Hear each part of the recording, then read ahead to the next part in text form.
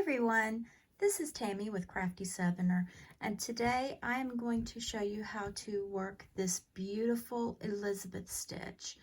This stitch has kind of a crisscross look to it. It looks very elegant, but it is so simple to do. So grab your hook and let's get started. The supplies that you're going to need for this tutorial are, of course, some yarn. I love this yarn brand. It's Hobby Lobby's brand. This color is Rosy Cheeks. This is a number 4 worsted weight yarn, but anything you've got will work fine. You're also going to need your crochet hook, scissors, and a darning needle or tapestry needle. To begin the Elizabeth stitch, we are going to start with a slip knot.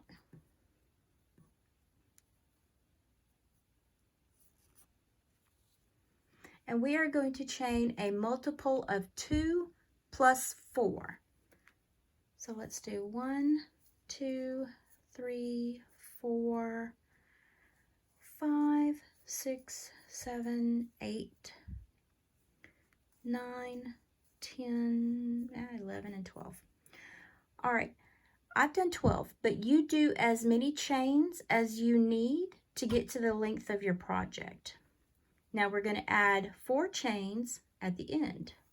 1, 2, 3, 4.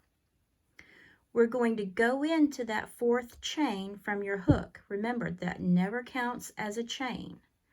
1, 2, 3, 4. And from here we're going to, oh, nope, we don't yarn over, I'm sorry.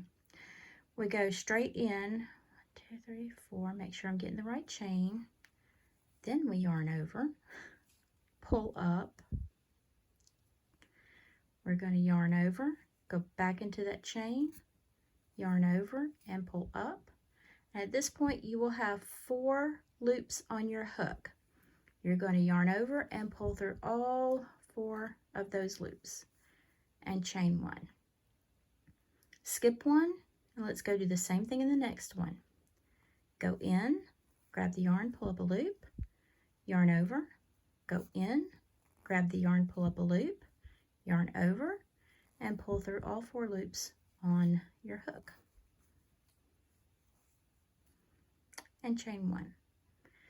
Now we're going to skip this one, and into the next one we're going to do the exact same thing.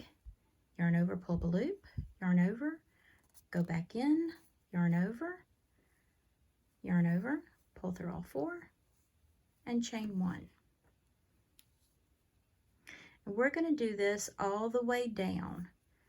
You're going to go in, pull up a loop, yarn over, go back in, pull up another loop, pull through all 4 of those loops, and chain 1. Skipping this one, over here, same thing. Go back in, pull up another loop, yarn over, and chain 1. My yarn keeps wanting to sneak into the frame. All right. Skipping that one, here, pull up a loop, back in, pull up a loop, yarn over, get your hook through there, and chain 1. You should end with 2 chains at the end. We're going to skip this one, and we're going to do our Elizabeth stitch right into here. Yarn over, pull up a loop, yarn over, pull up another loop, and go through all 4 loops and chain 1. Now at the end, we're going to add 2 more chains. So that's going to be, we did chain 1, chain 2, and chain 3. And we're going to turn our work. Okay, so if you pull apart this end down here, you'll see you have right next to, let's see, right next to this little bump here. If you pull that, you'll see you have a big hole and a little hole. We're going to be working into the small hole right next to the bump. So we are going to do the same thing that we have been doing. We're going to go in, yarn over, go in, yarn over, and pull through all 4 loops and chain 1. And then you're going to continue looking for that little hole right next to the big one. So we're going to go in there. We're going to pull up our loops, pull through, and chain 1. And that is what we are going to do all the way down this row until we get to the end. Then it's going to be just a little different. Let's see, let's go through, pull up our loops, pull through, chain 1 right here, yarn over, go back in, pull up our loops, chain 1 right here, go back in, go through the loops, chain 1, and now here we are at the end. Now you'll see there's the hole right there that's next. Our little hole got big, so you're going to kind of scoot this over because you want to go into the hole right next to the chains. Your chain 3 space, that's where we turned our turning chain. So we're going to go in there and do our last Elizabeth stitch. Yarn over, pull through, and chain 1. And you just continue doing that row over and over again until you reach the length that you want your project to be. So right here, we are going to assume that we're done. We're going to grab our scissors, snap off that yarn, and just pull your hook all the way up and tighten that.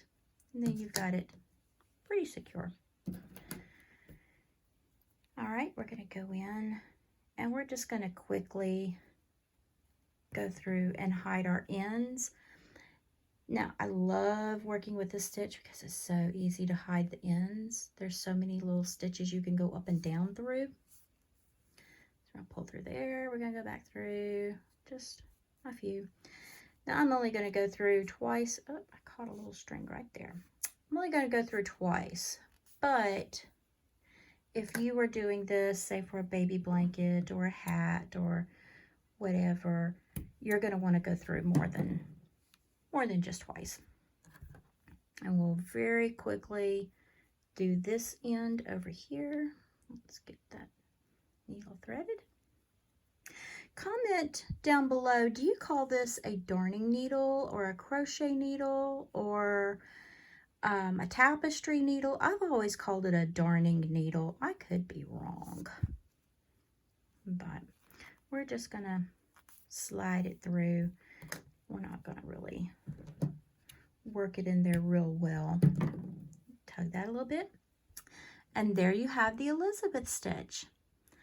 If you like this video, don't forget to like and subscribe. And thank you so much for watching. Until next time.